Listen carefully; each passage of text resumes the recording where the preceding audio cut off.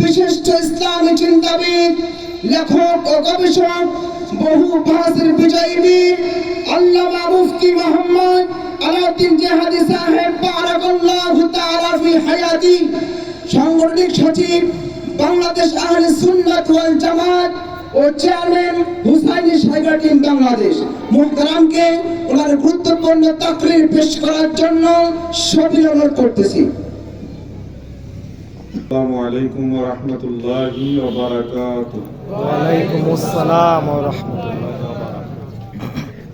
আলহামদুলিল্লাহি ওয়াহদাহু লা শারীকা লাহু ওয়াহদাহু বিওয়াহদাতিন মুওয়াহহিদা বিওয়াহদাতিন মুওয়াহহাদা বিওয়াহদা وحيدا وأحدا بلا مدد وجدد ونسب ووصف في الكمال وحده لا شريك له ولا ند له ولا مثل له ولا مثال له ولا وزير له ولا نزير له ولا جلد غلد ولد جسد رسو جزو نزو عزم له ولا مقارن له ولا مقازم له ولا مداني له ولا مدارع له ولا مناظر له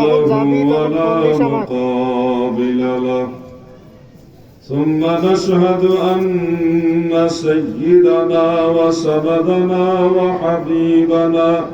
وحبيب ربنا وطبيب قلوبنا ونورنا ومنورنا وشفيعنا وأولانا ومولانا محمدا عبده ورسوله صلى الله عليه وسلم الذي يحمد حمدا بعد حمدي وآله وأصحابه وأهل بيته أجمعين. أما بعد فقد قال الله تعالى إن الله وملائكته يصلون على النبي يا أيها الذين آمنوا صلوا عليه وسلموا تسليما. يا اللهم ما شاء الله مولانا محمد وعلى آله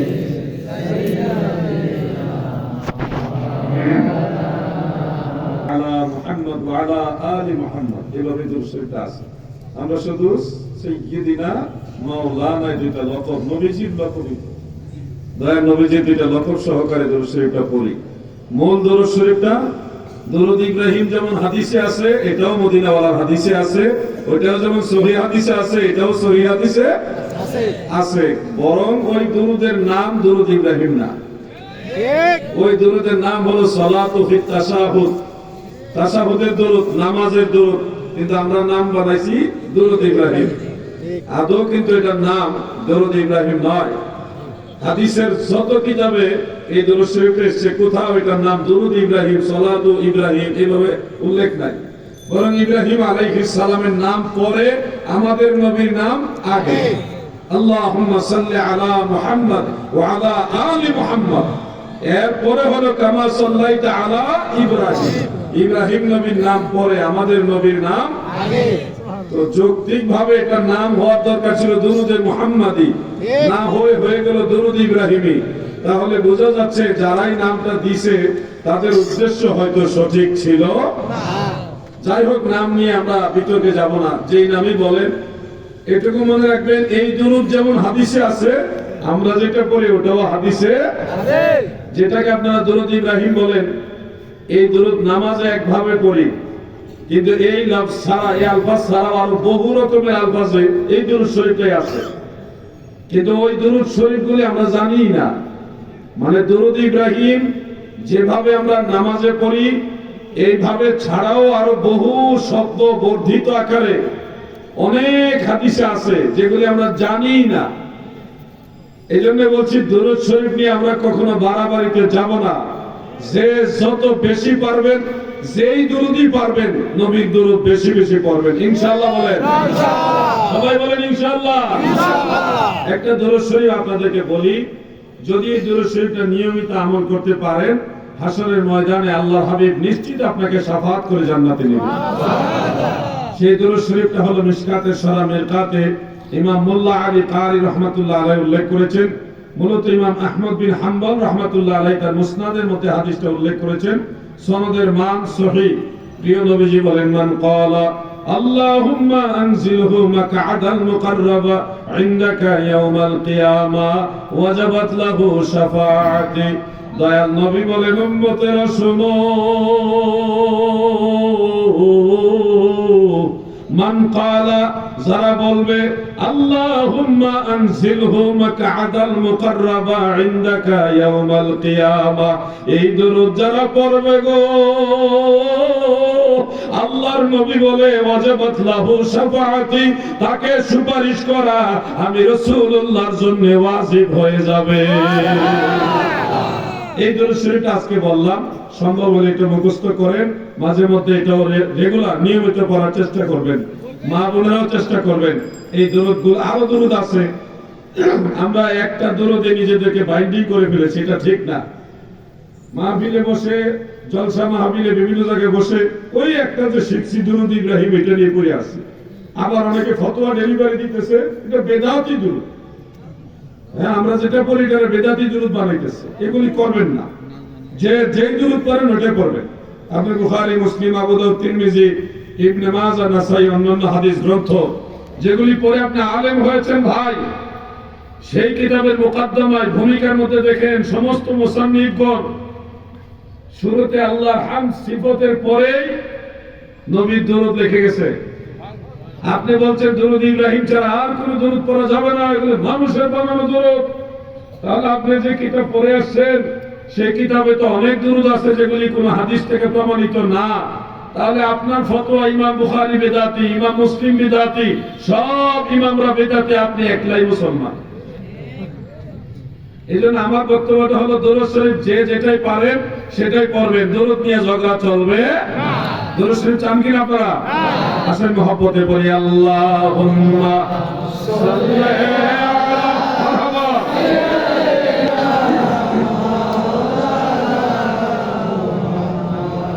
ওয়া আলা আলি সাইয়্যিদিনা ইল্লাল্লাহ, লা ইলাহা ইল্লাল্লাহ, মুহাম্মাদুর রাসূলুল্লাহ সাল্লাল্লাহু আলাইহি ওয়া আলিহি ওয়া সাল্লাম। ঐতিহ্যবাহী লালমনিরহাট পৌর উলামায়ে কেরামের উদ্যোগে আয়োজিত ঐতিহাসিক তাফসীরুল কোরআন মাহফিল, এই মাহফিলের সম্মানিত সভাপতি সাহেব ও সভাপতি chamber of commerce and industry Lalmonirhat, সম্মানিত বিশেষ অতিথিবৃন্দ, অনেকের নাম রয়েছে, সবাইকে শ্রদ্ধা ভরে স্মরণ করছি। আলোচনা পেশ করেছেন আলহাজ হযরত মাওলানা মোহাম্মদ হাসান আলী আনসারী সাহেব এবং হাফেজ মাওলানা মোহাম্মদ নূর হুসাইন সাহেব, মুফতি মাওলানা আসাদুজ্জামান জিহাদি সাহেব ঝিনাইদহ, এছাড়া অন্যান্য উলামায়ে কেরাম, মঞ্চে উপবিষ্ট দরবারে শুকরিয়া দান আমরা সবাই বলি আলহামদুলিল্লাহ। পরম দয়ালু, মেহেরবান, সর্বশক্তিমান, মহাপরাক্রমশালী, প্রেমময়, দয়াময় আল্লাহ জাল্লা শানুহু আম্মা নওয়ালুহুর রহমতের দুয়ারে আরো শুকরিয়া আদায় করি যে মেহেরবান আল্লাহ তাআলা আমাদের মতো নালায়েক, নাচিজ, অধম, অযোগ্যদেরকে তিনার হাবিব নবী সরকারে দু জাহান সাইয়্যিদুল মুরসালিন, শাফিউল মুজনিবিন, রাহমাতুল লিল আলামিন, আমাদের দয়াল নবী, যিনি নবীদেরও নবী, রাসূলদেরও নবী, ফেরেশতাদের নবী, আরশ, কুরসি, লৌহ কলমের নবী, কুল কায়নাতের নবী, আমার আল্লাহ বলে আমার নবী, সুবহানাল্লাহ। তোমার জন্যই বানায়াছে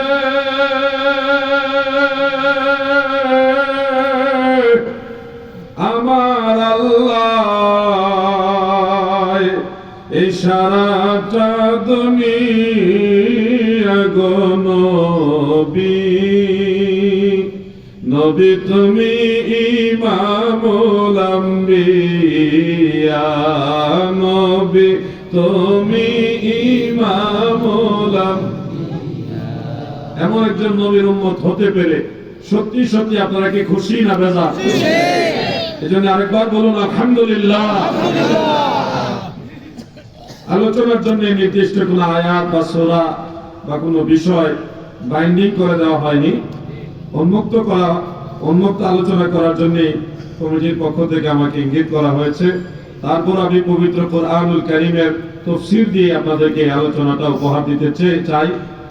আজকে দুই ধরনের আলোচনা আমি করব ইনশাআল্লাহ। এক ধরনের আলোচনা হবে আমাদের আকীদা, বিশ্বাস, ধর্মীয় যে বিশ্বাস, এই বিশ্বাসটা কোন দিকে আমরা করব, কিভাবে করব, ঈমান কিভাবে মজবুত রাখব, এই ব্যাপারে। আরেক ধরনের আলোচনা করব আমল কিভাবে আমরা করব সহি শুদ্ধভাবে। ঈমান এবং নেক আমল এই দুইটা বিষয়কে সমন্বয় করে কিছু কথা বলার নিয়ত রাখলাম। ইনশাআল্লাহ আপনারা শেষ পর্যন্ত থাকবেন ইনশাআল্লাহ। আমি বেশি সময় নিব না, অন্তত 1 ঘন্টা সময় তো আপনারা দিবেন নাকি? ইনশাআল্লাহ 1 ঘন্টা সময় দিবেন তো? আচ্ছা, এটা আমি চাইলাম। পবিত্র কোরআনুল কারীমের সূরা দোহার মধ্যে আল্লাহ তাআলা আমাদের নবীজিকে মিন করে একটা কথা বলেছেন। যারা পারেন আমার সাথে তেলাওয়াত করুন। বিসমিল্লাহির রাহমানির রাহিম। ওয়া ওয়াজাদাকা দাল্লান ফাহাদা। ছোট্ট একটা আয়াত। আপনারা অনেকে বাংলা অনুবাদে দেখবেন এভাবে অনেকে লিখেছেন যে আমি আপনাকে পথ হারা অবস্থায় পেয়েছি, অতঃপর পথ প্রদর্শন করেছি। এই ধরনের অনুবাদ আমরা সুন্নি জামাতের অনুসারীরা এটা বিশ্বাস করি না, এই ধরনের অনুবাদ সমর্থন করি না। কারণ এটা যদি সমর্থন করেন তাহলে আপনাকে মেনে নিতে হবে যে একসময় নবীজি পথ হারা ছিলেন। কিন্তু আহলে সুন্নাত ওয়াল জামাতের আইম্মায়ে কেরাম সবাই একমত, এটা আকীদায়ে আহলে সুন্নাহ, সেটা হলো আল আম্বিয়া ও মাসুমুন, সমস্ত নবী রাসূলগণ নিষ্পাপ, বেগুনাহ। শারহ ফিকহিল আকবরের মধ্যে উল্লেখ, নবী রাসূলদের কোনো গুনাহ তো নাই, বরং ভুলও নাই। সুবহানাল্লাহ বলেন। হযরত আদম আলাইহিস সালাম গন্ধম খেয়েছেন, ইউনূস নবী সহ অন্যান্য নবীদের ক্ষেত্রে আমরা ভুল করেছে শব্দ চয়ন করতে পারবো না, কারণ এটা ওনাদের ভুল ছিল না, এটা ছিল খেলাফে আওলা।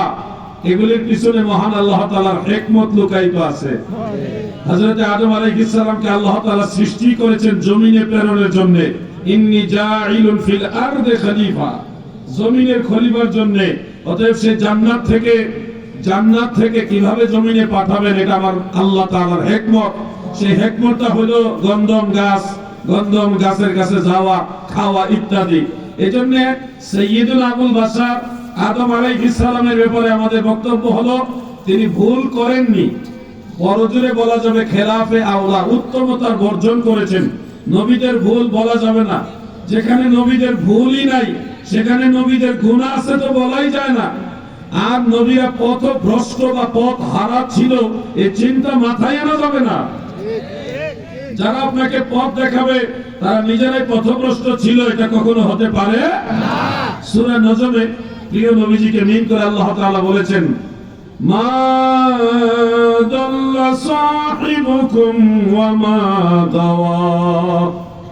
আমার আল্লাহ বলেন তোমাদের সাহেব মানে তোমাদের নবী, মা দাল্লা, তিনি পথ হারা বা গুমরাহ ছিলেন না, তিনি গুমরাহ নন। আল্লাহ নিজে সার্টিফিকেট দিচ্ছেন আমাদের নবী কখনোই গুমরাহ ছিল না। তাহলে ওয়াজাদাকা দাল্লান, আমি আপনাকে গুমরাহ বা পথ হারা অবস্থা পেয়েছি, এটা তো এক আয়াত আরেক আয়াতের বিরুদ্ধে চলে যাচ্ছে। ওই আয়াতে বলছে মা দাল্লা সাহিবুকুম, তোমাদের সাহেব গোমরা নয় বা পথ হারা নয়। আর এখানে আমরা অর্থ করছি আমি আপনাকে পথ হারা অবস্থায় পেয়েছি, তাহলে কোরআনের বিরুদ্ধে চলে যাচ্ছে। আসলে বিষয়টা এরকম নয় গো দাদু। তাফসীর খোলেন, জগৎ বিখ্যাত তাফসীরে কুরতুবী এবং তাফসীরে মাজহারির মধ্যে আল্লামা কাজী সানাউল্লাহ ফানিফাতি রাহমাতুল্লাহ আলাইহি তিনি এই আয়াতের তাফসীর করেছেন ওয়া ওয়াজাদাকা দাল্লান আই মুহিব্বান লিল্লাহি তাআলা। ও আমার হাবিব, আমি আপনাকে আল্লাহর প্রেমে বিভোর অবস্থায় পেয়েছি। কোথায়? ওই যে হেরা গুহায়। হেরা গুহায় নবীজি আল্লাহর ধ্যানে মগ্ন ছিল কিনা বলেন? আল্লাহর প্রেমে ধ্যানমগ্ন ছিলেন। ফাহাদাহুমুল্লাহ বিকা, আপনার মাধ্যমে দুনিয়ার মানুষকে আমি আল্লাহ হেদায়েত করেছি। সুবহানাল্লাহ। কিভাবে হেদায়েত করেছি? আল্লাহ তাআলা ওয়া আনজালাল্লাহু আলাইকাল কিতাবা ওয়াল হিকমা, আমি আল্লাহ আপনাকে কিতাব দিয়েছি, হিকমত দিয়েছি। কখন? ওই যে হারা গুহায় জিবরিল আমিন আলাইহিস সালামকে আপনার কাছে পাঠিয়েছে কোরআন দিয়ে। কোরআন নিয়ে আপনি দুনিয়ার মানুষকে হেদায়েতের বাণী শুনিয়ে হেদায়েতের আলোর মধ্যে নিয়ে আসেন।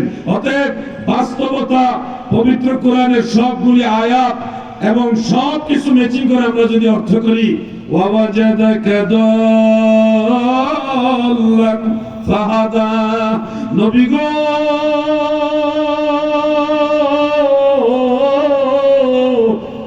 আমি আল্লাহ আপনাকে আমার প্রেমে বিভোর অবস্থায় পেয়েছি, প্রেমাস্পদ অবস্থায় পেয়েছি। ফাহাদা, আমি আল্লাহ আপনার মাধ্যমে জগতের মানুষকে হেদায়েত করেছে। সুবহানাল্লাহ। তাহলে অর্থটা নবীর বেলায় শান মানে শানে নবুয়ত, শানে রিসালাতের বেলায় একেবারে খাপে খাপ মিলে যায়।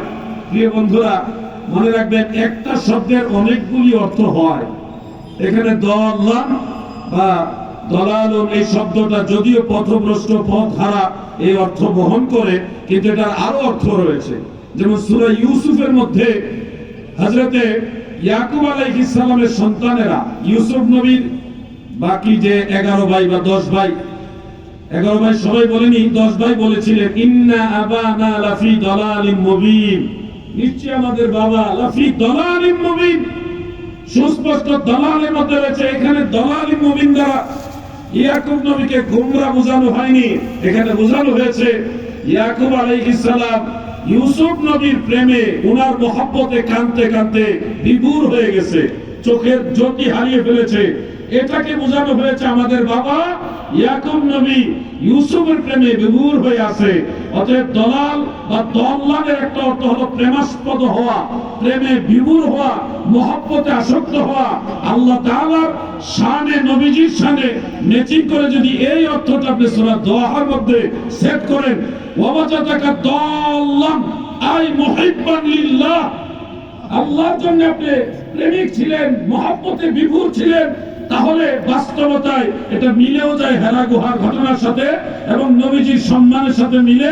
আকীদার খেলাফ হয় না, কারণ নবীদের কোনো গুমরাহি থাকতে পারে না, এটা অসম্ভব। নবীরা নিজেরাই গুমরা হয়ে মানুষকে হেদায়েত করবে কিভাবে? কথা বুঝতে পারছেন না? আল্লাহ রাসূল সাল্লাল্লাহু আলাইহি ওয়াসাল্লাম তিনি তো সাইয়্যিদুল মুরসালিন, দুনিয়াতে আসার আগে থেকেই নবী, বরং সব নবীদের আগে থেকেই নবী। সুবহানাল্লাহ বলে। হযরতে ঈসা আলাইহিস সালাম দুনিয়াতে তিনি দাওয়াত যখন দেন, তখন মাঝে মধ্যে মানুষকে বলতেন ওয়া মুবাশশিরাম বিরাসূলিন ইয়াতি মিন বা'দ ইসমুহু আহমদ। ঈসা নবী বলতেন আমি একজন রাসূলের সুসংবাদদাতা, এমন একজন রাসূলের সুসংবাদ দিতেছি। কার? রাসূলের সুসংবাদ। কার সুসংবাদ দিচ্ছে? রাসূলের সুসংবাদ দিচ্ছে। ওয়া মুবাশশিরাম বিরাসূলিন, একজন রাসূলের সুসংবাদ দিচ্ছি। ইয়াতি মিন বা'দ ইসমুহু আহমদ, যিনি আমার পরে দুনিয়াতে আসবে, ওনার নাম হলো আহমদ মুজতবা মুহাম্মদ মুস্তাফা সাল্লাল্লাহু আলাইহি ওয়াসাল্লাম। তাহলে ঈসা নবী ওনার জমানায় আমাদের নবী দুনিয়াতে আসার 600 বছরের মতো আগে তিনি আল্লাহর রাসূল ছিল। সেই নবীর নবুয়ত রিসালাতের দাওয়াত সব নবীরা দিয়ে গেছে। হযরত আদম থেকে ঈসা পর্যন্ত যত নবী রাসূল আমার আল্লাহ দুনিয়াতে পাঠাইছে,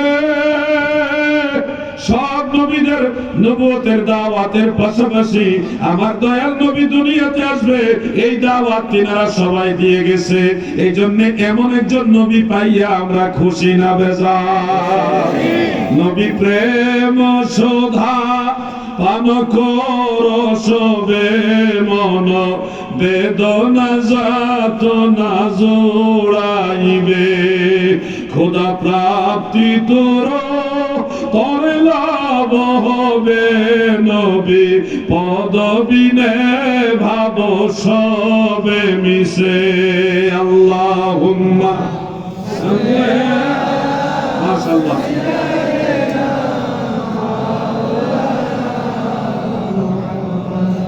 وعلى آل سيدنا مولانا محمد। আপনাদের কাছে আলোচনা কঠিন মনে হচ্ছে নাকি? এখানে মঞ্চে যারা আছে তিনারা শুধু এই অঞ্চলের না, বাংলাদেশের অসংখ্য আলেমের উস্তাদও আছে এখানে, যারা আলেম তৈরি করে আল্লাহ পাকের দয়ায়। তো মঞ্চের এই মঞ্চ আর অন্যান্য মঞ্চ কিন্তু এক না। এখানে মদিনাওয়ালার ওয়ারিস ওয়ারাসাতুল আম্বিয়া যারা, তারাই মঞ্চে বসা আছে। মারহাবা বলেন। আপনারা যারা আছেন আপনারাও দামি মানুষ, নাইলে জান্নাতের বাগানে বসার সুযোগ সৌভাগ্য আল্লাহ আপনাদের দিতেন না। আল্লাহর মঞ্জুরি ছাড়া আপনারা এখানে আসেন নাই। এই মাহফিলে যে আসছেন আল্লাহ যদি কবুল না করতেন আপনাদের আসার কোনো সুযোগ ছিল না। এজন্য বলেন আলহামদুলিল্লাহ। আমি জানি আপনাদের অনেক চাওয়া পাওয়া। আমি মঞ্চে স্টেজে এই চেয়ারে বসার সাথে সাথে যুব সমাজের পক্ষ থেকে অনেক প্রশ্ন এনে দিয়ে দিছে। আমি এটা অলরেডি কমিটির কাছে হ্যান্ড ওভার করেছি। কমিটি অ্যালাউ করলে আপনাদেরকে মূল্যায়ন করব। আমি চাই যুবকদের আমার দরকার, কারণ এই আজকের যুবক যারা, তারা আগামী দিনে বাংলাদেশ পরিচালনা করবে। অতএব এই যুব সমাজকে আমার একটু সময় বেশি দিতে হবে। মুরব্বীদের নিয়ে কম ভাবি, যুবকদের নিয়ে বেশি ভাবি। যুবকদেরকে আমি আজকে সুযোগ দিব। কমিটির কাছে আমি আপনাদের পক্ষ হয়ে রিকোয়েস্ট রাখলাম যে তাদের প্রশ্নগুলি মূল্যায়ন করা হোক। এটা আমি আপনাদের পক্ষ হয়ে রিকোয়েস্ট রাখলাম। আরো প্রশ্ন থাকলে জমা দেন, কিন্তু আমার দাবি একটা, আপনারা ধৈর্য সহকারে শুনতে হবে। ধৈর্যের সাথে শুনবেন। আর মুরব্বীরা ইনশাআল্লাহ তো করি, যুবকরা বলতে হবে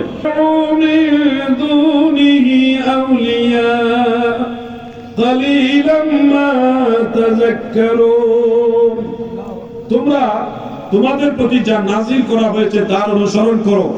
মানে কোরআনের যে বিধান তোমাদের দেওয়া হয়েছে এগুলি তোমরা মানো। ওয়ালা তাত্তাবিউ, আর অনুসরণ করবে না, মানবে না। মিন দুনিহি আউলিয়া, আল্লাহ ব্যতীত কোনো আউলিয়া মানবে না। এই কথাটা কোরআনে আছে, আপনি দেখে নিতে পারেন যুবক ভাইরা মোবাইলে। সূরা আরাফ 3 নম্বর আয়াত। আল্লাহ ব্যতীত কোনো ওলিয়ার অনুসরণ করবে না, আল্লাহ নিষেধ করতেছে। এই আয়াতে কারিমা দেখাইয়া রংপুরের মুসলমানদেরকে ধোঁকা দিয়েছিল। দেখেন, কোরআন মানলে হবে, কোন পীর আউলিয়া মানা যাবে না, আল্লাহ নিষেধ করেছে। মানুষ কোরআনের আয়াত দেখে তো বিভ্রান্তির মধ্যে পড়ে গেছে। হায় হায়, কোরআনে যদি থাকে ওলিয়া মানা যাবে না, তাহলে আমরা কেন ওলিয়া মানবো? কথা ঠিক কিনা ভাই? সবাই চিন্তার মধ্যে পড়ে গেল। এটা নিয়ে বাহাস কি বিষয়টা? আমি তখন আসছিলাম, এক গাড়ি কিতাব নিয়ে আসছিলাম। তো যেই বাহাসের কথা, সেটা আসার আগেই এটা বন্ধ হয়ে গেছে, বাহাস আর হবে না। তো কি করার, যে আপনারা আসে আলোচনা করে যান। তো মঞ্চ তৈরি করা হলো, আলোচনা হবে। কিতাব সাজাইলাম, হালকা হালকা বৃষ্টি ছিল। তো সেখানে আপনাদেরকে বলে যাই, সেই কথাগুলি আপনাদের রিপিট করি। যে আয়াত আমি আপনাদের শোনালাম, এই আয়াতে আউলিয়ায়ে কেরাম বা আউলিয়া মানা যাবে না, এটা আছে সত্য। কিন্তু মনে রাখবেন, এই আউলিয়াটা আল্লাহর আউলিয়া নয়। কিভাবে বুঝলাম এটা আল্লাহর আউলিয়া নয়? আপনারা খেয়াল করে দেখবেন, ওয়ালা তাত্তাবিউ মিন দুনিহি আউলিয়া। এই আউলিয়া মানতে হলে আল্লাহকে বাদ দিয়ে মানতে হয়। এটা কেমন আউলিয়া যাকে মানতে হলে আল্লাহ বাদ দিতে হয়? কথা বুঝতেছেন না আপনারা? ওই জন্য একজনকে দেশে দুনিয়ার আউলিয়া, এটা মিন দুনিহি আউলিয়া, উনি বুঝে নিয়েছিল দুনিয়ার আউলিয়া। না না, বিষয়টা এরকম না। দুনা শব্দের অর্থ হলো ব্যতীত, বাদ দিয়া। আল্লাহকে বাদ দিয়া সেই আউলিয়া মানতে হয়। তার মানে বোঝা যাচ্ছে এই আউলিয়ার সাথে আল্লাহর কোনো সম্পর্ক নাই। সম্পর্ক থাকলে আবার আল্লাহ বাদ দিয়ে মানা লাগে নাকি? এবার আসেন সূরা ইউনূস আয়াত নম্বর 62। আয়াত নম্বর 62। যুবকরা ঘুমাইতেছেন নাকি আপনারা? সূরা ইউনূস আয়াত নম্বর কত? 62। সেখানে আল্লাহ তাআলা আউলিয়া সম্পর্কে বলেছেন, আলা ইন্না আউলিয়া আল্লাহি লা খাউফুন আলাইহিম ওয়া লা হুম ইয়াহজানুন। আল্লাহ তাআলা বলেন, সাবধান, যারা আল্লাহর আউলিয়া তাদের কোনো ভয় নেই এবং তারা চিন্তিত হবে না। একটু খেয়াল করেন তো, এখানে আল্লাহ বলেছেন ইন্না আউলিয়া আল্লাহ। আউলিয়া শব্দের সাথে ইজাফত হয়েছে আল্লাহ।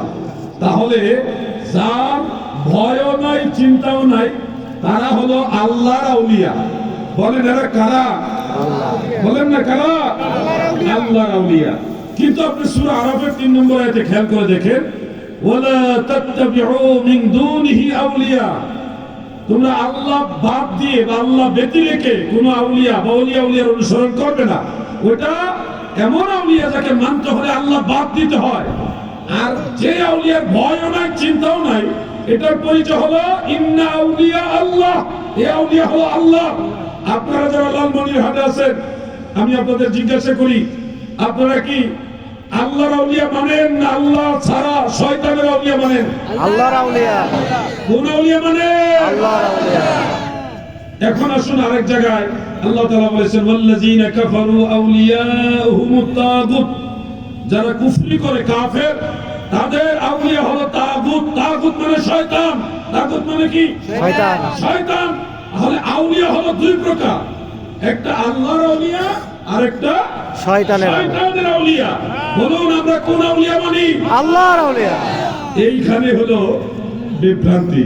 ওনারা ওই শয়তানের আউলিয়ার আয়াত এনে আপনাদেরকে বলতেছে আউলিয়া মানা যাবে না। আউলিয়া মানা যাবে না কথা ঠিক, কিন্তু এটা কোন আউলিয়া? শয়তানের আউলিয়া। এই সূক্ষ্ম পয়েন্টগুলি আপনাদের জানা থাকলে আশা করি আপনারাও তাদেরকে বুঝাইতে পারবেন। আমরা সন্ত্রাসবাদ জঙ্গিবাদে বিশ্বাস করি না, আমরা আল্লাহর ওলিদের সুফিবাদে বিশ্বাস করি। আমরা ইসলাম ধর্মের অনুসারী, আমরা শান্তিতে বিশ্বাসী। আপনার সাথে আমি ঝগড়া করতে পারবো না, কিন্তু কোরআন হাদিসের ব্যাপারে আলোচনা করতে পারবো। আমি আমার অনুরোধ আপনাদের কাছে রেখে গেলাম, আপনারা লালমনিরহাটের মুসলমান, আপনাদের কিন্তু অনেক মর্যাদা, আমরাও একসময় জানতাম না। যেমন আপনাদের এলাকায় সাহাবীরা আসছে, আপনাদের লালমনিরহাটে সাহাবী আসছে, এটা বৈজ্ঞানিক ভাবে প্রমাণিত হয়েছে। ঠিক কিনা ভাই আমার? তাহলে আপনারা কি কম দামি মানুষ মনে হয়? অনেক দামি মানুষ। আমিও একসময় জানতাম না, টেলিভিশনে নিউজে দেখছি যে আপনাদের লালমনিরহাটে সাহাবায়ে কেরাম এসেছিলেন এবং সম্ভবত 59 হিজরিতে ওনারা মসজিদও বানিয়ে গেছে। নাকি কথা ঠিক কিনা ভাই আমার? আমি এটা শুনেছি, এখন আপনাদের কাছ থেকে জানলাম। কত 69 না? 69 হিজরিতে এই লালমনিরহাটে মসজিদ বানিয়ে গেছে আল্লাহর রাসূলের সাহাবারা। অতএব এই লালমনিরহাট অবশ্যই অন্যান্য জেলার চেয়ে অনেক বেশি দামি জেলা। ঠিক কিনা বলেন? আল্লাহর রাসূলের সাহাবীদের মর্যাদায়, তেনাদের বরকতে এই সম্মান। হযরত সাদ ইবনে আবি ওয়াক্কাস রাদিয়াল্লাহু আনহু চট্টগ্রামে এসেছিলেন, এইজন্য চট্টগ্রামও আলাদা দামি শহর, ওখানে অসংখ্য আউলিয়া কেরাম এসেছেন। এই লালমনিরহাট আরো অনেক আউলিয়া কেরাম আছে। আমরা সিলেটে যাই, সুলতানুল আউলিয়া হযরত শাহজালাল ইয়ামানি মুজাররদি রাহমাতুল্লাহ আলাইহির জিয়ারতে, কিন্তু আপনারা জানেন হযরত শাহজালাল রাহমাতুল্লাহ আলাইহিরও মুরব্বি, সম্ভবত ওনার মামা লাগে হযরত শাহ কবির, নাকি? সাহাবীদের হাতে গড়া মসজিদ আপনার লালমনিরহাটে আছে, অথচ বাংলাদেশের অসংখ্য মুসলমান তারা এটা জানে না। কেন জানবে না? আপনারা কেন এগুলি প্রচার করেন না? জানাবেন, প্রচার করতে হবে, জানাতে হবে, তাহলে মানুষের মধ্যে ধর্মের স্পৃহা, ধর্মের মহব্বত বাড়বে। দাদু একটু খেয়াল করবেন, আমি কেন ওলিয়া উলিয়ার কথাটা টেনে নিয়ে আসলাম। এখানে মঞ্চে যারা আছে আমরা সবাই ওলি আল্লাহ ভালোবাসি এবং ওলিয়া উলিয়াদের অনেক দরবার আছে। এর মধ্যে অন্যতম একটা নির্ভরযোগ্য দরবার হলো সারসিনা শরীফ। এই সারসিনা শরীফে কোনো ধরনের ভণ্ডামি চলে না, একেবারে পিওর আহলে সুন্নাত ওয়াল জামাতের দরবার হলো সারসিনা শরীফ। সেই দরবারের যারা প্রতিনিধি মুবাল্লিগ আছেন, তিনারা হলো এই মাহফিলের সাথে প্রত্যক্ষ পরোক্ষভাবে জড়িত। আমি দাওয়াতটাও রাখছি স্যার সিনা শরীফের নাম শুনে। স্যার সিনা শরীফকে আমি হৃদয় থেকে ভালোবাসি। যে সুসম্পর্ক রাখলে কি লাভ হবে এগুলি বলতে চাই কেন জানেন? আমি এগুলি বলি কারণ আমাদের যুব সমাজ, তরুণ প্রজন্ম যত আউলি কালাম পীর মুর্শিদের কাছ থেকে দূরে সরবে ততই আদব কায়দা থেকে দূরে সরে যাবে।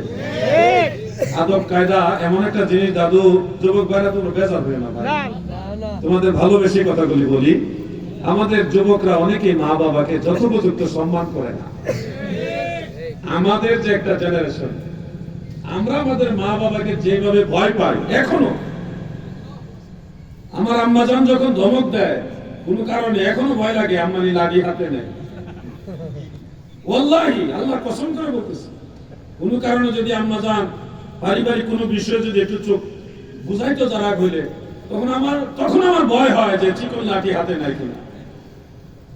কিন্তু আমাদের পরবর্তী আপনারা যারা আছেন, ডোন্ট মাইন্ড প্লিজ ভাই, আপনারা আমার কলিজার ভাই, আপনাদের বলছি, আপনারা আমাদের মতো মা বাবাকে ওইভাবে সম্মান করতে আমরা দেখছি না।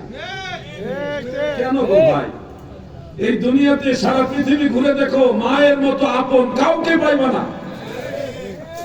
এটা তো ঠিক করবেন না, এটা ঠিক করে তো বলুন। আল্লাহর দোহাই দিয়ে বলি, যুবক ভাইরা আমার, তুমি যদি 10 বার হজ করো, তোমার হজ কবুল হয়েছে গ্যারান্টি তুমি দিতে পারবা না।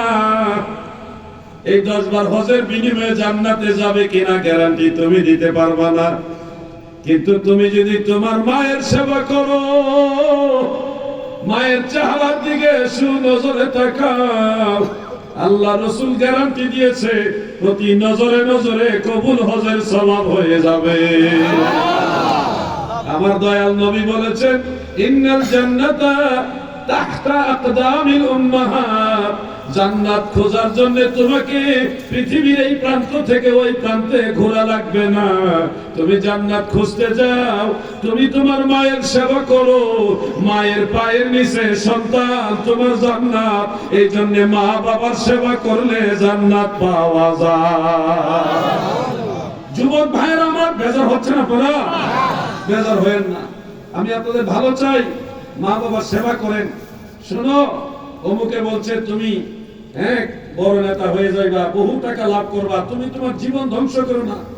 তুমি যে সময়টা গিয়ে বাইরে হুমতাম হামতাম করবো, ওই সময়টা তোমার মা বাবার সেবা করো। কেন বললাম এটা? হাদিস থেকে বললাম। এক সাহাবী গিয়েছিল নবীজির কাছে, গিয়ে বলছে, ইয়া রাসূলুল্লাহ, আমি আপনার সাথে জিহাদে যাব। নবীজি বললেন, তোমার কি মা আছে নাকি দাদু? নবীজি বললেন, তোমার কি মা বেঁচে আছে? ওই সাহাবী বললেন, হ্যাঁ ইয়া রাসূলুল্লাহ, আমার মা বেঁচে আছেন। নবীজি বললেন, তুমি তোমার মায়ের সেবা করো, এটাই তোমার জন্য উত্তম জিহাদ। এজন্য আমার যুবক ভাইদের মাঝে কিছুটা ঘাটতি দেখছি। বাবা মা একটা আদেশ করলে সেটা মানতে চান না, কিন্তু জান্নাত খোঁজার জন্য হুজুরের লেগে আন্দোলনে চলে যান। বেজার হইতেছেন নাকি? আন্দোলন যেখানে করার দরকার ওটা তো করবেনই, কিন্তু বড় আন্দোলন হলো মায়ের সেবা করা, বাবার হুকুম মানা, এগুলি মানবেন। ওলিয়া উলিয়ার দরবারে গেলে বিশেষ যে শিক্ষাটা দেওয়া হয় সেটা হলো আদব। কি আদব? আদবের মধ্যে আমরা তরিকতপন্থীরা মা বাবার কদম বসি, পীর উস্তাদের কদম বসি করে থাকি। আমাদের অনেক ভাইয়েরা এটাকে আবার শিরিক মনে করে। আমি একটু বিষয়টা খোলাসা করে বলতে চাই যে মা বাবা, বুজুর্গ উস্তাদ, হক্কানি পীর বুজুর্গ যারা আছেন ওনাদের কদম বসি করবেন। এটা বিদআত নয়, শিরক নয়, এটা ইবাদত, এটা সুন্নাত। মারহাবা বলেন। আমার যুবক ভাইদেরকে বলি, ভাইরে, দুনিয়া থেকে যদি জান্নাতের চৌখাটে চুমা দিতে চাও, দুনিয়া থেকে যদি জান্নাতের চৌখাটে চুমা দিতে চাও, দুররুল মুখতারের মুকদ্দমার মধ্যে উল্লেখ, আল্লাহর নবী বলেছে, মায়ের পায়ে চুমা খাইও। তোমার মায়ের ওই পায়ে চুমা খাইলে আল্লাহর জান্নাতে চুমা খাওয়া হয়ে যায়। কত দামি! কি বলেন, আপনাদের মা আছে না নাই? হয়তো কিছু মানুষ আছে যাদের মা বেঁচে নেই, কিন্তু মা তো আছে, অনেকের আছে না নাই? সেই মায়ের পায়ে চুমা খাও।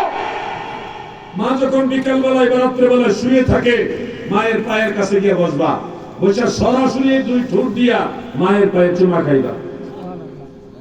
তোমার মা কালো হতে পারে, তোমার মা শ্যামলা কালার হতে পারে, তোমার মা ফর্সা হতে পারে, যেই কালারই হোক, মা তো মাই। মায়ের সাথে কালারের কোনো সম্পর্ক না, মায়ের সাথে সম্মানের সম্পর্ক। ওই মাকে সম্মান করলে আল্লাহ এবং আল্লাহর রাসূল খুশি হয়ে যায়। সুবহানাল্লাহ। মা বাবা এবং উস্তাদের কদম বসি করবেন। কদম বসি সম্পর্কে একটু আইডিয়া রাখা উচিত আপনাদের। কদম বসি সম্পর্কে আমার জানা মতে 10 জন সাহাবী থেকে হাদিস আছে। কয়জন? 10 জন সাহাবী।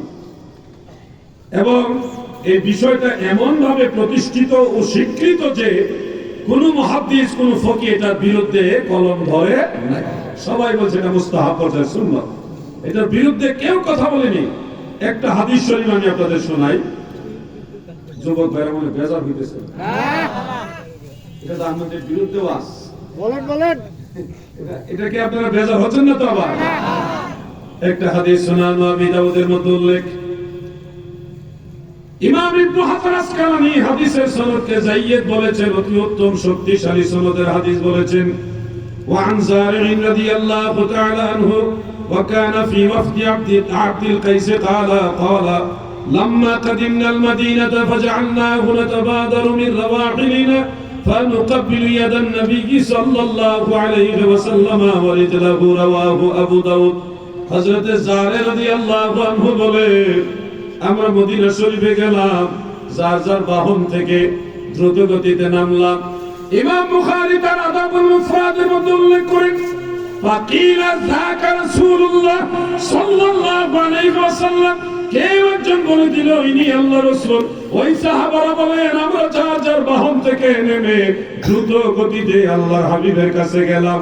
নুকাব্বিলু কাব্বালা ইউকাব্বিলু তাকবিলান ফাহুয়া মুকাব্বিলুন, এই গর্দনে উকাব্বিলু নুকাব্বিলু ওয়াহিদ মুতাকাল্লিম, আর জমা মুতাকাল্লিম হলো নুকাব্বিলু। আমরা সব সাহাবারা চুমা খাইলাম। রিজলাহু, আল্লাহর হাবিবের হাতও চুমা খাইলাম, কদম মুবারকও চুমা খাইলাম। সুবহানাল্লাহ, সুবহানাল্লাহ বলে।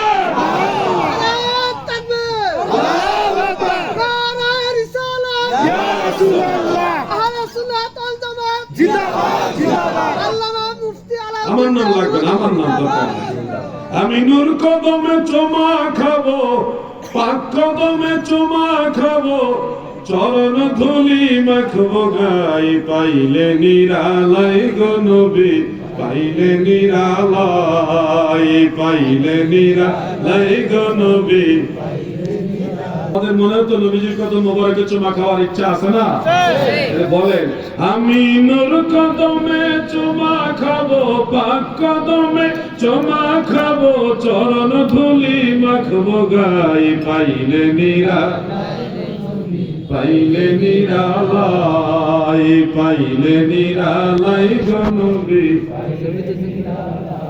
প্রিয় ভাই আমার, বন্ধুরা আমার, আল্লাহর হাবিবের সাহাবারা কদম বসি করেছেন, এক সাহাবী আরেক সাহাবীর কদম বসি করেছেন। এজন্য আমার যুবক ভাইদেরকে বলবো, মা বাবার কদম বসি করবেন, বুজুর্গ উস্তাদ হইলে ওনাদের কদম বসি করবেন, এবং হক্কানি পীর মাশায়েখ করে তাদের কদম বসি করবেন। নিজের স্ত্রীর সামনে নিজের মা বাবার কদম বসি বেশি করবেন, তাহলে দেখবেন আপনার স্ত্রী আপনার মা বাবার ব্যাপারে যত্নবান হবে। আর যদি আপনার স্ত্রীর সামনে আপনার মা বাবাকে ধমক দিয়ে কথা বলে, তোমরা কি বুঝো, মা বাপ বুঝে না, এখন বুঝিন্দার করে হে বুঝিন্দা হয়েছে, তোমরা কি বুঝো, স্ত্রীর সামনে মা বাবাকে কখনো ধমক দিবেন না। এমনি তো কখনোই ধমক দেওয়া যাবে না, বিশেষ করে যুগের এই কালচারের কারণে বলছি। তোমার স্ত্রীর সামনে তুমি যদি ভুলক্রমে তোমার মাকে ধমকের সুরে কথা বলো, তুমি যখন বাসায় বাড়িতে থাকবে না, তখন তোমার স্ত্রী তোমার মাকে ধমক দিয়ে কথা বলবে। এজন্য আমার পরামর্শ হলো, স্ত্রীর সামনে আপনার মা বাবার কদম বসি বেশি করবেন। এটা আপনার জন্য, আপনার পরিবারের জন্য, আপনার সন্তানদের জন্য ভালো হবে। নাকি বলেন আপনারা? এই পরামর্শগুলি কি খারাপ পরামর্শ? সবার জন্য ভালো। হ্যাঁ, কিছু আলেমরা আছে না বুঝেই ফতোয়া ডেলিভারি দেয়। ওনারা বলে মাথা নত করলে শিরক হয়ে যায়, এগুলি সঠিক নয়। আমি তাদেরকে বলবো, ভাই আমার, মাথা নত করলেই শিরক হয়ে যায় এই কথাটাই সঠিক না। এটা কোরআন হাদিসের কোনো কথা না, এটা কিতাবুল আন্দাজের কথা। কিতাবুল আন্দাজ। মাথা নত করলেই শিরক হয় না, এখানে ব্যাপার স্যাপার আছে। ইন্নামাল আ'মালু বিন্নিয়াত, সমস্ত আমল হলো নিয়তের উপর নির্ভরশীল। আপনি যদি সেজদার উদ্দেশ্যে সেজদার নিয়তে মাথা নত করেন তাহলে শিরক হারাম দুটোই হওয়ার সম্ভাবনা আছে। কিন্তু আপনি যদি সেজদার নিয়তে না, কদম বসির উদ্দেশ্যে, কিংবা আপনার কোনো জিনিস নিচ থেকে কাটবেন, তুলবেন বা কোনো কিছু খুলবেন, প্রয়োজনে মাথা নিচে যায়, তখন আর এখানে শিরক হবে না। আপনাদের এলাকায় ঘরের দরজার যে লক বুঝেন, সিটকারি বা শিকল, দরজা যে লক করে, অনেক ক্ষেত্রে উপরে থাকে, অনেক সময় মিডলে থাকে, অনেক সময় নিচেও থাকে। এখন যদি আপনার ঘরের দরজার লক খুলতে চান নিচেরটা, তাহলে আপনার মাথা তো একটু নিচে যাবে কিনা? তাহলে কি শিরক হয়ে যাবে? এক্ষেত্রে শিরক হবে না। আপনি জমিতে ধান কাটতে গেছেন, সেই ধান কাটতে হলে অবশ্যই আপনাকে মাথা একটু নিচের দিকে নিতে হবে, কোমর নোয়াইতে হবে, পিঠ নোয়াইতে হবে, তারপরে এইভাবে কাটতে হবে। এক হাতে ধরবেন আর এক হাতে কাটবেন, এভাবে তো ধান কাটে, আমরাও কাটছি। এখন আপনি যদি বলেন মাথা নত করলে শিরক হয়ে যাবে, তাহলে তো মিয়া ভাই আপনি ধান কাটতে পারবেন না, আপনি তো বিপদে ফেলে দিবেন জাতিকে। ধান ক্ষেত পাট দিলাম, কুরবানির পশু কেনার জন্য গরুর বাজারে গেলে, গরু হাটে গেলে, গিয়ে আপনি ধরেন কোনো কারণবশত আপনার পকেট থেকে 50,000 টাকার একটা বান্ডিল নিচে পড়ে গেল, বোঝানোর জন্য বলছি। চতুর্দিকে মানুষ আছে, গরু ছাগলও আছে। এখন আপনি যে বললেন মাথা নত করলে শিরক হয়ে যায়, দাদু এখন এই টাকা যে নিচে পড়ে গেল, এটা উঠাইতে গেলে তো মাথা নিচে নিতে হবে, না তো টাকা উঠানো সম্ভব না। আপনি কি শিরকের ফতোয়ায় বহাল রাখবেন না টাকা উঠাইবেন? এই জন্য ব্যালেন্স করে কথা বলতে হবে। মাথার নিচে গেলে শিরক হয় না। আমি দেখেছি একজন আলেম বক্তা, তিনি বলতেছে কদম বসি করা যাবে, কিন্তু মাথাটা উপরের দিকে এইভাবে রেখে তারপরে কদম বসি করতে হবে। এখন ওনার কথাই যদি ধরি, উপরের দিকে মাথা এইভাবে ধরে ধান কাটার সময় যদি চেষ্টা করি, আমার তো ধান কাটার সময় ধান তো সঠিক জায়গায় নাও কাটা হইতে পারে, হাতেও তো লাগতে পারে, হাতও কাটতে পারে, পারে কিনা ভাই? আরেকটা কি সাবধানে বাড়ি ছিল, কি ভাইপার, রাসেল ভাইপার। ধরেন আপনার জমিতে রাসেল ভাইপার আছে, হুজুরে বলছে মাথা উপরে তুলা ধান কাটতে হবে, নাহলে শিরক হবে। এখন এইভাবে কাটতেছেন, সামনে রাসেল ভাইপার আপনি দেখেন নাই, দিল সুবল, যাইবেন কই? কবরে যাইবেন কই? এই জন্য সব জায়গায় সব মশালা নয়, বুঝে শুনে ব্যালেন্স করে কোরআন হাদিস জেনে মশালা দিতে হবে। স্পষ্ট বলে দিচ্ছি, কদম বসি করা জায়েজ। এই কদম বসির বিরোধিতা যারা করে তারা আলেম হতে পারে না। এদের এই পারামারিক কারণে আজকে যুব সমাজ তাদের মা বাবাকে পর্যন্ত সম্মান করে না, ঠিক কিনা বলে? কোন আলেম যদি বলে কদম বসি জায়েজ নাই, তার সাথে আমাকে মোকাবেলা করান। সে কোরআন হাদিস দিয়ে প্রমাণ করবে জায়েজ নাই, আমি কোরআন হাদিস দিয়ে প্রমাণ করব কদম বসি জায়েজ, জায়েজ, জায়েজ। মা বাবার কদম বসি করবেন, ফতোয়া যারা দেয় তাদেরকে তাদের ফতোয়া ফেরত দিয়ে দেন। বিরুদ্ধে যারা ফতোয়া দেয়, মা বাবার কদম বসি করবেন ইনশাআল্লাহ। কম আমি চেষ্টা করি আমার মা বাবার কদম বসি করার, দেখা হইলে, সুযোগ হইলে, যখন বাড়িতে যাই, বাড়ি থেকে বের হয়ে আসি, তখন চেষ্টা করি মা বাবার কদম বসি করার। আমি পারলে আপনারা ভাবতেন না নাকি? আমি যদি পারি আমার মা বাবার কদম বসি করতে, আপনারা পারবেন কিনা? আমি চাই, দেখতে চাই কারা কারা মা এবং বাবার কদম বসি করবেন। নারায়ে তাকবীর, পুরো হবে নারায়ে তাকবীর, আল্লাহু আকবার, নারায়ে রিসালাত, ইয়া রাসূলুল্লাহ, আহলে সুন্নাত ওয়াল জামাত জিন্দাবাদ, জিন্দাবাদ। প্রিয় ভাইরা আমার, হ্যাঁ আমি যতই বুঝাই কিছু মানুষ মানবে না, এগুলি থাকবেই। সবাই যদি মেনে নেয় তাহলে তার ফিতনা থাকে না। আমাদের ভাইয়েরা কোরআন হাদিসের চেয়ে শায়েখের কথা বেশি মূল্যায়ন করে। কিছু ভাইয়েরা আছে আমি পীর মানি না, মাযহাব মানি না, আমি মানি সহিহ হাদিসের দোহাই দেয়। আমাদের এলাকায় একজন নতুন শায়েখ গিয়ে বক্তব্য দিচ্ছিলেন এইভাবে যে কোন মাযহাব মানা যাবে না, কোন পীর মানা যাবে না, কোন তরিকা মানা যাবে না, সরাসরি কোরআন মানতে হবে, সরাসরি সহিহ হাদিস মানতে হবে। তখন একজন যুবক সে বলতেছে, ঠিক, আমরা কোন মাযহাব মানবো না, কোন ইমাম মানবো না, তরিকা মানবো না, পীর মানবো না, আমরা আপনাকেও মানবো না, আমরা সরাসরি কোরআন মানবো, সহিহ হাদিস মানবো। তখন ওই নতুন শায়েখ বলতেছে, আমাকে মানবেন না কেন, আমি তো সহিহ হাদিসের কথাই বলি। যুবক বলল, ইমাম আবু হানিফা, ইমাম আহমদ বিন হাম্বল, ইমাম মালিক, ইমাম শাফিঈ, এত বড় বড় ইমামরা কোরআন এবং সহিহ হাদিসের কথা বলার পরেও তাদেরকে মানা যাবে না, আর আপনি তো ছোট ইমামও না, আপনারটা আরো আগে মানা যাবে না। কথা কি বুঝতেছেন আপনারা? ইমাম আযম আবু হানিফা রাহমাতুল্লাহ আলাইহি এবং তিনারি মাযহাবে অসংখ্য বড় বড় মুজতাহিদ আছে, হাফেজুল হাদিস আছে। ওনারা কোরআন হাদিস গবেষণা করে নবীর তরিকা দেখাইলে, নবীর নামাজ দেখাইলে মানা যায় না। আর সলিমউদ্দিন কলিমউদ্দিন বাংলা জেনারেল শিক্ষিত, মানে জেনারেটর শিক্ষিত, এরা এসে বলতেছে সহিহ হাদিস, আমি সহিহ হাদিসের উপর আছি। বড় বড় ইমামরা লাখ লাখ হাদিস যারা মুখস্থ জানতো, তারা বলতেছে রাসূলের নামাজ এইভাবে পড়ো, তাদেরটা মানা যাবে না। নয়া শায়েখ উনি বের হয়েছে, উনি বলতেছে আমি এইভাবে সহিহ হাদিস মানি, উনারটা মানা যাবে। এটা তো বিবেকই বলে, এটা বিভ্রান্ত। আমি একটা মাসালা আলোচনা করতে চাই, করব? নামাজের মাসালা। এই যে নামাজে ইমাম সাহেব হাত বাঁধে, মুসল্লিরা হাত বাঁধে, এটা নিয়ে ইদানিং বাংলাদেশে অনেক ঝামেলা। কেউ আইসে এমনি হাত নতুন করে বাঁধুন না, এইভাবে হাত বাঁধে। আসেনি আপনাদের এলাকায়? থাকতে পারে, কিন্তু আমরা আবহমান কাল থেকে সে রাসূলের পাকের জামানা থেকে অদ্যাবধি অব্যাহতভাবে আমরা কিন্তু নাভির নিচে হাত বেঁধে আসতেছি। সমস্যাটা বুকের উপরে আর নাভির নিচে নয়। মক্কা মুকাররমায় অনেকেই এইখানে হাত বাঁধে, কোনো সমস্যা হচ্ছে না। অনেকে নাভির নিচে হাত বাঁধে, সমস্যা হচ্ছে না। অনেকে হাত ছেড়ে নামাজ পড়তেছে, সমস্যা হচ্ছে না। কি হাজী সাহেবরা, মক্কা মুকাররমায়, মদিনা মুনাওয়ারায় বহু নামাজি আছে, তারা হাত বাঁধে না। মালিকি মাযহাব অনুসারে হাত ছেড়ে নামাজ পড়ে, আবার হানাফি মাযহাব অনুসারে নাভির নিচে হাত বাঁধে। কাবাগরের ইমাম যারা, মসজিদে নববী শরীফের ইমাম যারা, তারা প্রায় সবাই হলো হাম্বলি মাযহাবের। তারা অনেক সময় নাভির উপরে হাত বাঁধে, অনেক সময় নাভির নিচে হাত বাঁধে। হাম্বলি মাযহাবে দুইটাই বলা হয়েছে আমল করার জন্য, এই জন্য দুইটাই তারা আমল করে। ওখানে কোনো ঝামেলা বা ঝগড়া হয় না। বাংলাদেশে কোনো ঝগড়াটা হচ্ছে। মূল ফেক তো হাত বাঁধা নয়। যারা আজকে হঠাৎ করে এইভাবে হাত বাঁধার পক্ষে, তারা এসে বলতেছে বাপদাদার নামাজ ভুল নামাজ ছিল। তখনই মানে ওই আমরা যারা করছি আমাদের বাপদাদার নামাজ ভুল নামাজ, এটা হতে পারে না, ওই জবাব দিতে হয়।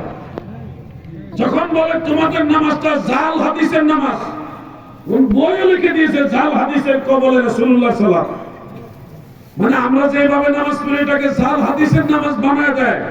তখন কিন্তু মানুষের মাঝে একটা ফিতনা দেখা দেয়। যারা নাভির নিচে হাত বাঁধে, আপনারা কি মনে করেন যে আমাদেরটা জাল হাদিস? আরেকজন হঠাৎ করে আসে, তুমি বুকের উপরে হাত বাঁধতে চাও, তোমার ব্যক্তিগত ব্যাপার।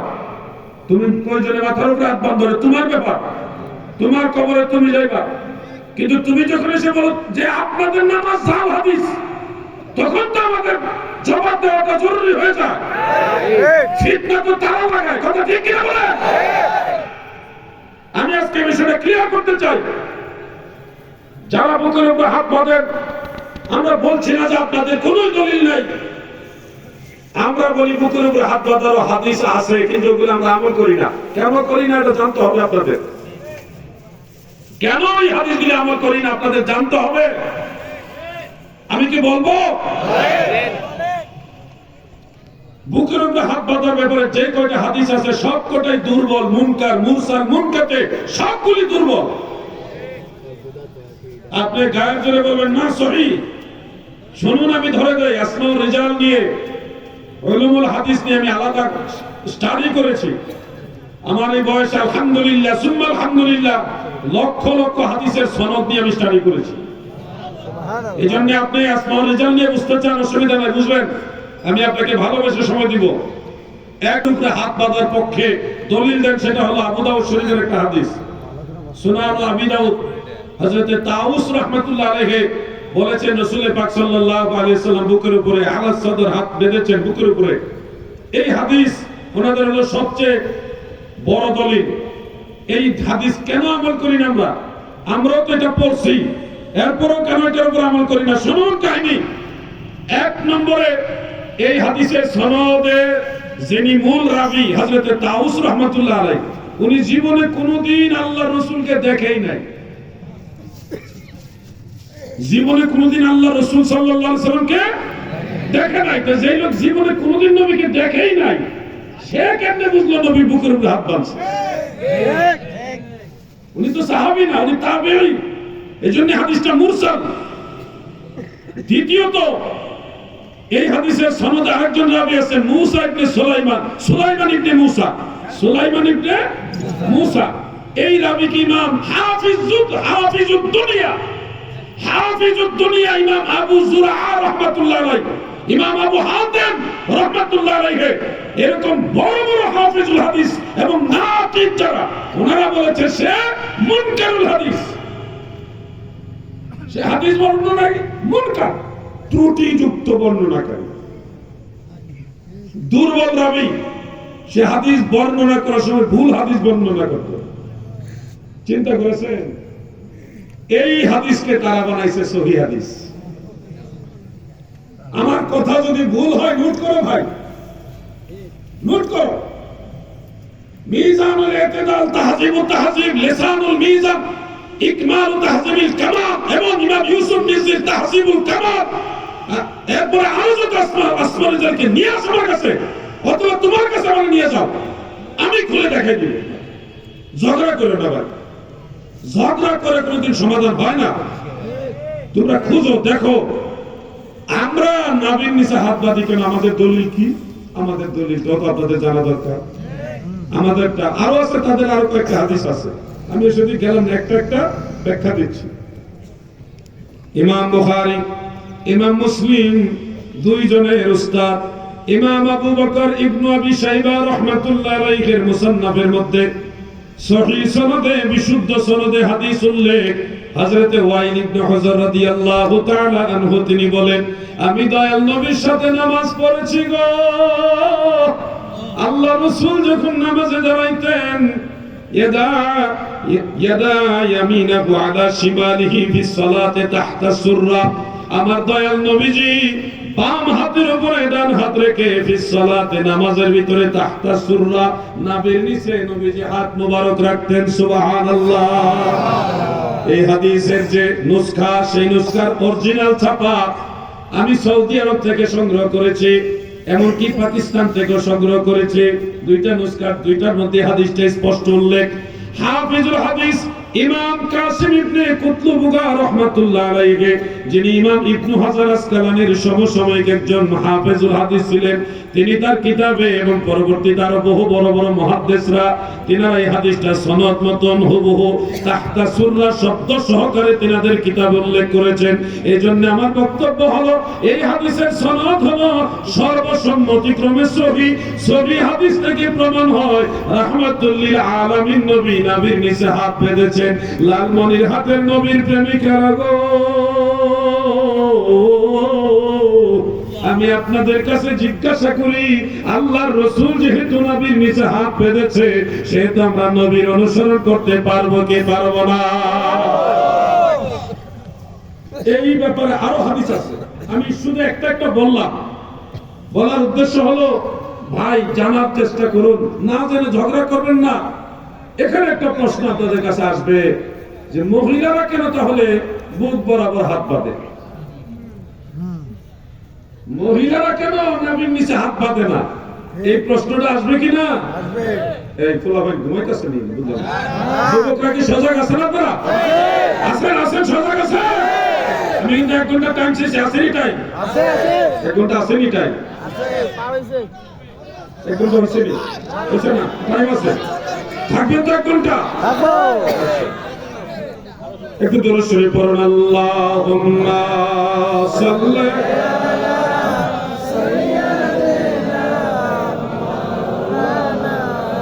মুহাম্মদ ওয়া আলা আলি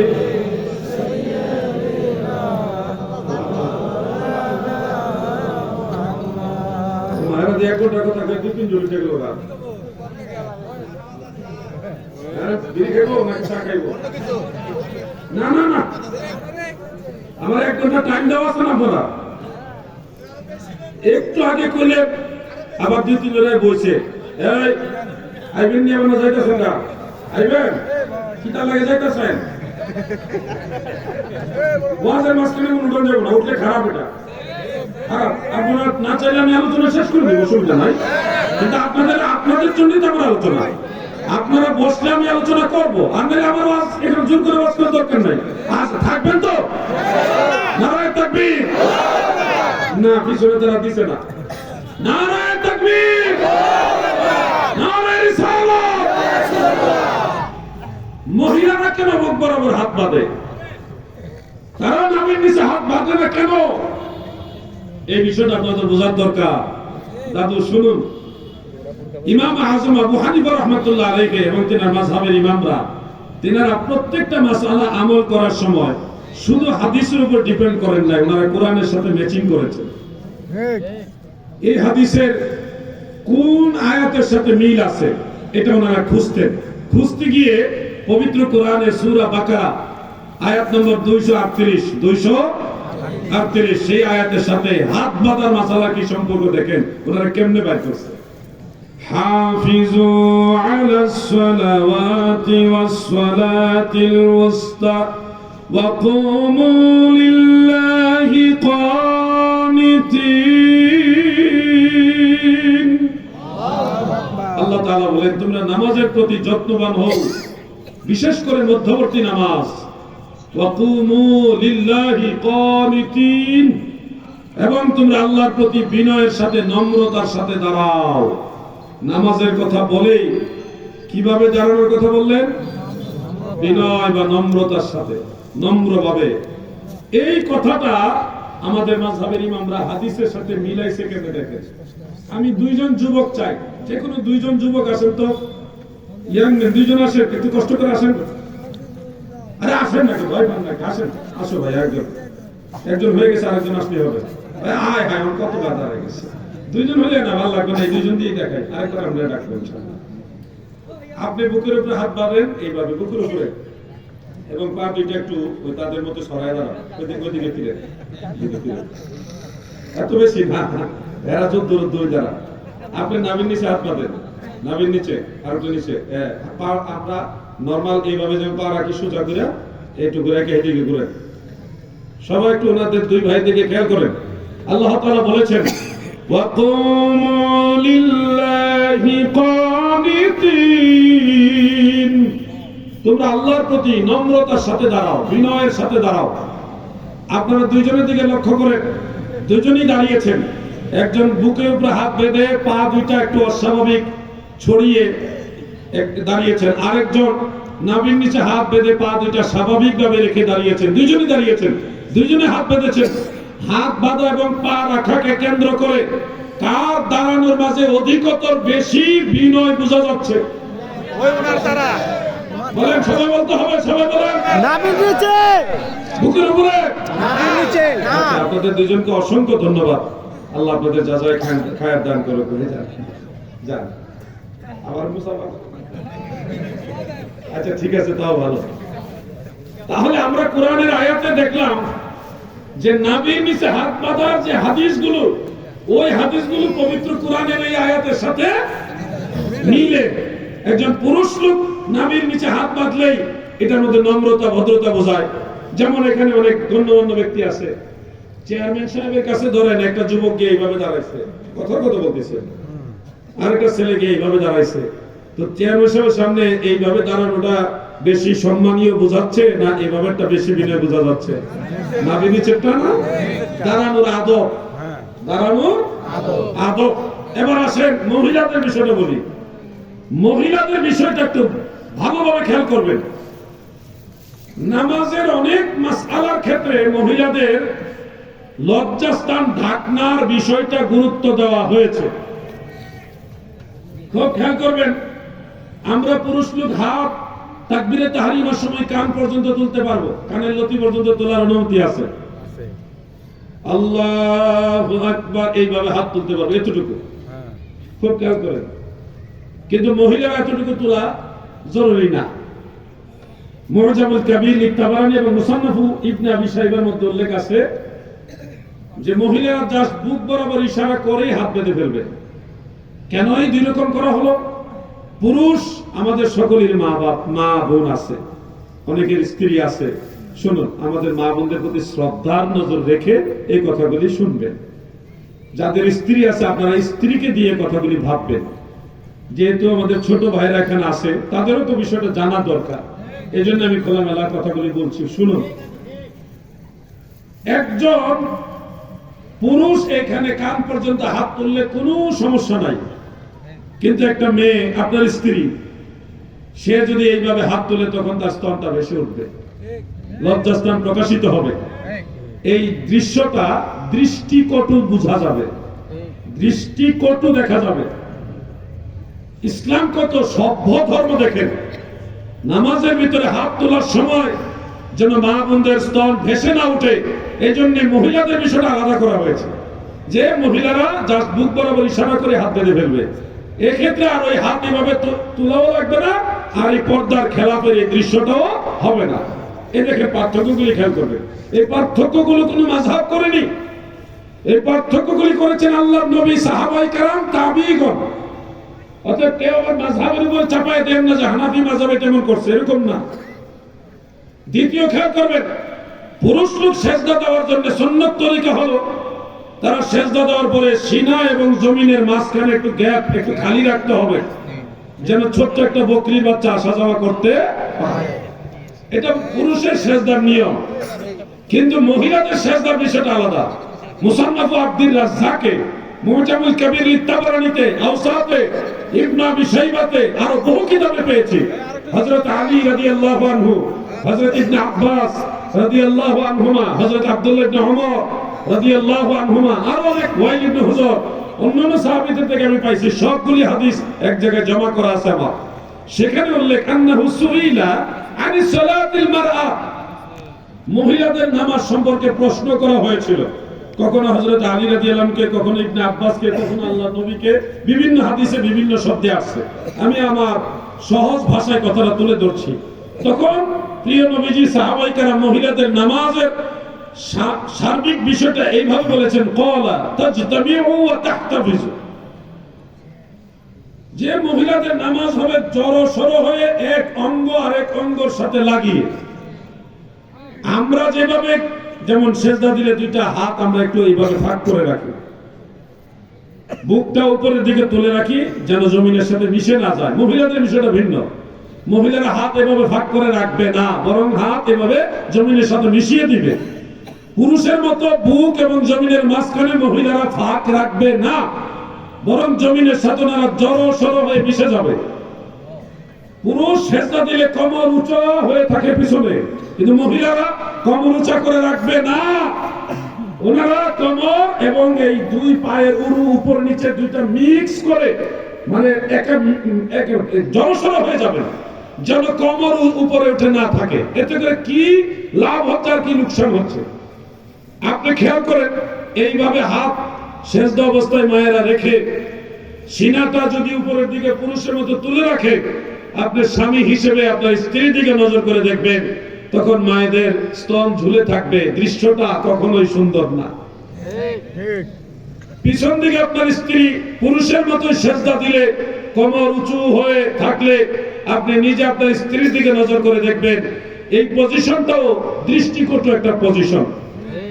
ইসলাম কত সভ্য ধর্ম, ইসলাম কত সুন্দর ধর্ম। নামাজের ভিতরে মহিলাদের লজ্জাস্থান যেন প্রকাশ না হয়, এই জন্য মহিলাদের সেজদার পজিশনটাও চেঞ্জ করে দেওয়া হয়েছে। সুবহানাল্লাহ, সুবহানাল্লাহ। আপনারা কি বিষয়গুলি বুঝতে পারতেছেন? আমি তার দুইটা বললাম, আরো আছে, আরো আছে। বলেন। এই দুইটা বিষয়ে আমাদের বলার উদ্দেশ্য হলো যে আল্লাহ রসুল সাহাবায়ে কেরাম মহিলাদের নামাজের ব্যাপারে তাদের লজ্জাস্থান যেন নামাজে প্রকাশ না পায় এটা গুরুত্ব দিয়েছে বেশি। এই জন্য হানাফি মাযহাবের ইমামরা তিনারা ওই যে আয়াতে কারিমা ওয়াকুমু লিল্লাহি কানিতিন এই আয়াতের উপর ইস্তেহাদ করেছেন মহিলাদের হাত বাঁধাকে কোন দিকে কিভাবে করবে একটু খেয়াল করেন, ভালোভাবে খেয়াল করেন ভাই, নাইলে বুঝবেন না।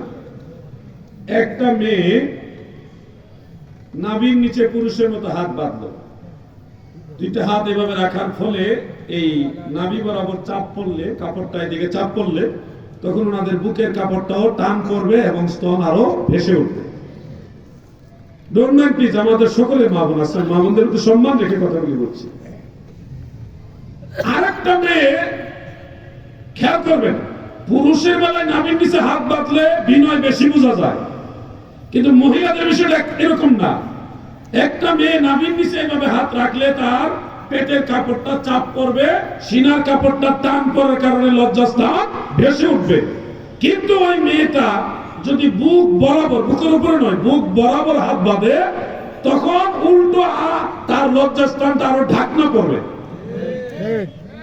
এখন আপনার সামনে, আপনার বোঝানোর জন্য বলছে, দুইজন স্ত্রী যদি এরকম সাধারণত নাই, দুইজন স্ত্রী তারা যদি একজনের নাভির নিচে হাত বেঁধে এইভাবে আপনার সামনে দাঁড়ায়, স্তন ভেসে উঠলো, আরেকজন স্ত্রী আপনার বুক বরাবর দাঁড়াইলো লজ্জাস্থান ঢাকনা দিয়া, এই দুইটা দৃশ্যের মাঝে আপনার কাছে কোন দৃশ্যটা বেশি ভদ্রতা নম্রতা বোঝাচ্ছে? যেটা বুক ঢেকে দাঁড়ায় সেটাই তো বেশি ভদ্রতা। আর যেটা স্তন ভাষায় রাস্তা দিয়ে যখন মেয়েরা উড়না কলার মধ্যে ঝুলাই দিয়ে হাঁটে তখন আপনাদের কাছে কি মনে হয়? এটা ভদ্রতা? এটা কি ভদ্রতা মনে হয়? কিন্তু যে মেয়ে তার লজ্জাস্থানগুলো ঠিকঠাক মতো ঘুরে রাখে আমরা তখন বলি মেয়েটা ভদ্র। এটা কি ভদ্র? তাহলে ওয়াকুমু লিল্লাহি কানিতিন এই আয়াতের উপর ইস্তেহাদ করে বড় বড় ইমামরা তিনারা বলেছেন মায়েরা ওনারা বুক বরাবর হাত বাঁধবে কোরআনের আয়াত অনুযায়ী। কি অনুযায়ী বলেন? কি অনুযায়ী? কোরআনের আয়াত অনুযায়ী ওনারা বুক বরাবর হাত বাঁধবে, এটাই তাদের লজ্জাস্থান ঢাকনার ব্যাপারে সবচেয়ে যুক্তিসঙ্গত আমল। সুবহানাল্লাহ। এই হলো আমাদের ইমামদের ফয়সালা। কেউ কোরআনের উপরে রায় দিয়েছে, কেউ হাদিসের উপরে আমল করেছে, কোনোটাই ভুল ছিল না। কিন্তু এই জামানায় কিছু জ্ঞান পাপী আছে, তারা একজনকে ঠিক বানাইতে যায় আরেকজনকে ভুল বানাই দিতেছে। এটা করা যাবে না। সমস্ত ইমামরা যার যার ইস্তেহাদ অনুযায়ী সঠিক কাজ করেছে। ইস্তেহাদে যে ইমামের রায় সঠিক, এটা ডাবল সওয়াব, এটা ডাবল সওয়াব, দ্বিগুণ সওয়াব, দুইটা সওয়াব। আর যে ইস্তেহাদে খাতা করেছে তার একটা সওয়াব। কিন্তু কোনোটাই ভুল বলা যাবে, গুনার কাজ বলা যাবে না, দুইটার মধ্যে সওয়াব। এইজন্য কাবা করে গেলে নবীর নিচে হাত, আপনি বাংলাদেশে তো অনেক সুন্দর ওয়াজ করেন, এই করেন সেই করেন, কত প্রশংসা করলাম, মানে আমার খুশি করার উদ্দেশ্য আর কি। তো আমি বললাম ভাইজান কি প্রশ্ন করতেছেন সেটা বলেন। তো ওনার কয়েকটা প্রশ্ন করেছে, এর মধ্যে একটা প্রশ্ন হলো যে আপনি যে বা আপনারা হানাফিরা হাদিস মানেন না কেন? আমি বললাম হাদিস মানি না মানে কই যে সহি হাদিস মানেন না কেন?